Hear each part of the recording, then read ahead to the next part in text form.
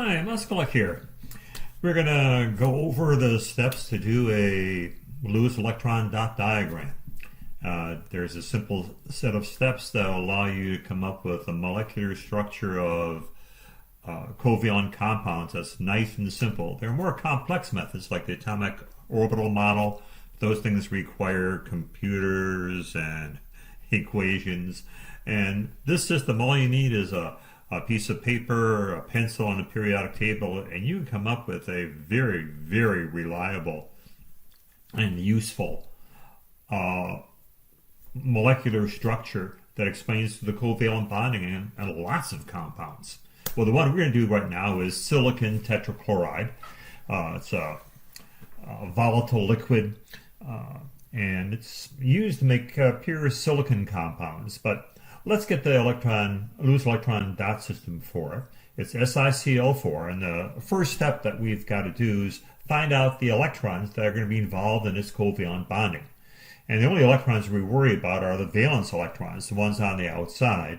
And you can find the valence electrons for our compounds, mostly nonmetals, that make these covalent compounds just by using the periodic table.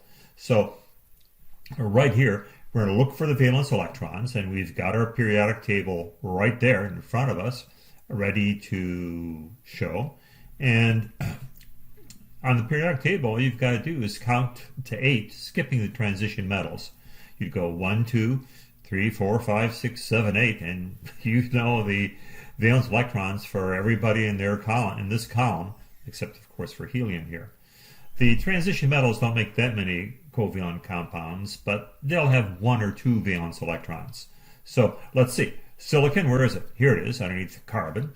Carbon, silicon, germanium, all of these have only 4 valence electrons in their outer shells. You know, the shells are bigger and bigger for each period, but still, their outer shell electrons are just 4. So we just have to worry about silicon having 4 valence electrons. Now we've got chlorine, that's our next character.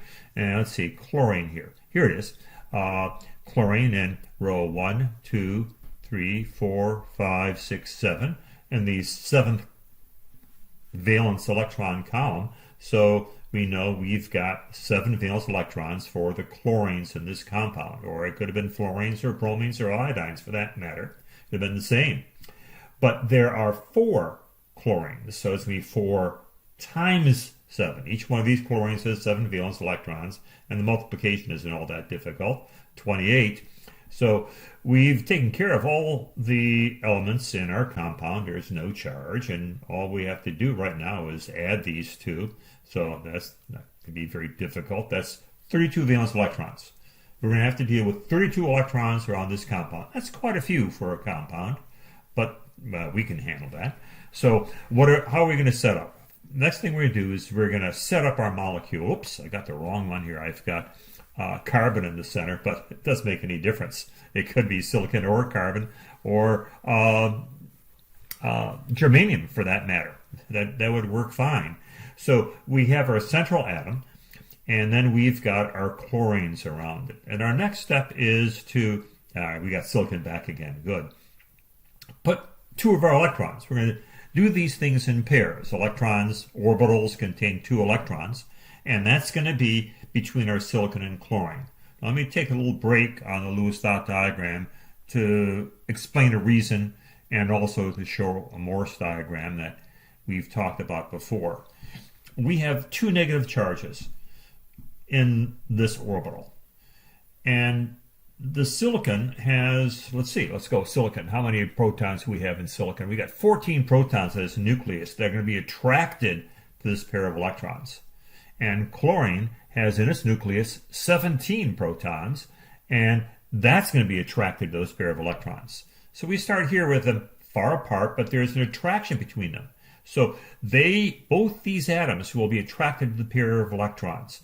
And as they do so, it's like rolling down a hill. They'll lose potential energy. They're being attracted, and they'll release energy as potential energy into kinetic energy as they come closer and closer and closer together to this pair of electrons. When we get a distance of 202 picometers, billionths of a meter, we'll end up having released 380 kilojoules per mole of energy. Now, they would like to get closer to the pair of electrons. The only problem is the silicon protons and the chlorine protons are going to start repelling one another. And that's why we have this uphill thing, because they're getting too close together and the repulsion of the two nuclei come into play. The ideal spot, the sweet spot for this bond is 202 picometers, releasing a bond energy of 380 kilojoules. Now that's why the bond forms. This is a sharing. In effect, chlorine is attracted to these electrons, silicon is attracted to these electrons, and we call that a shared pair of electrons. That is what all our covalent bonds are. Now here we go. I'm going to draw a line rather than putting two dots in here. That's typically what's done. It's shown as the covalent bond. Now there are two electrons in each one of those lines, and remember that. A line is going to stand for two electrons. Some people don't draw the lines, but typically on AP exams, I prefer doing it too. Now, we're going to make bonds for each one of these chlorines, the silicon and the chlorine, silicon and the chlorine, silicon and the chlorine. There's going to be some competition, but we'll deal with that a little bit later. So our next step, once we've drawn our central atom and our attached atoms, we draw a line between each one of them, a single line.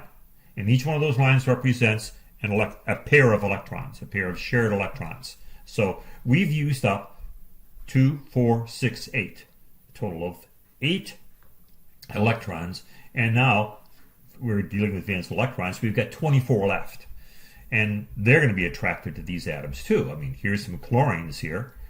There's no more room here on that silicon right now.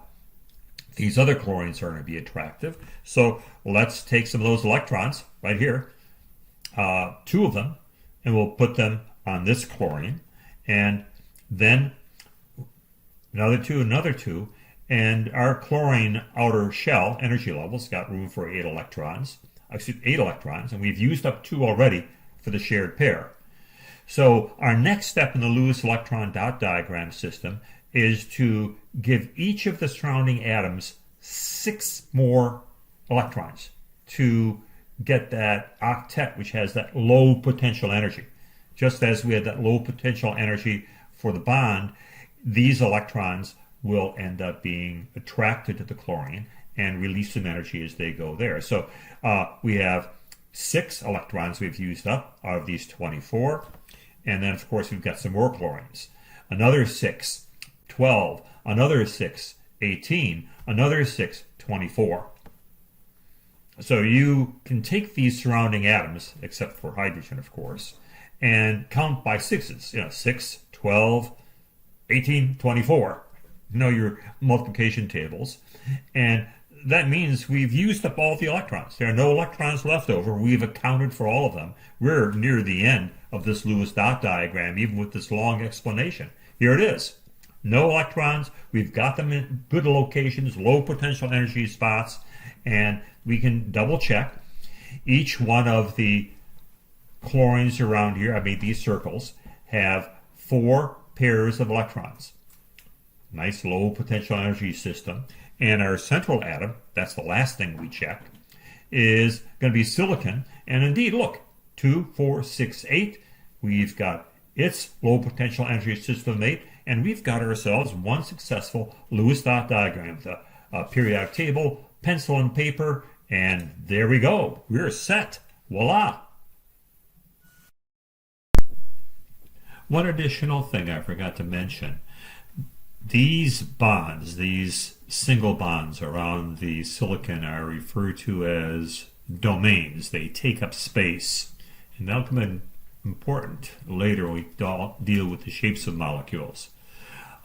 Therefore, with 4 domains, we classify silicon as having a steric number of 4. 4 things around it which will determine its geometry.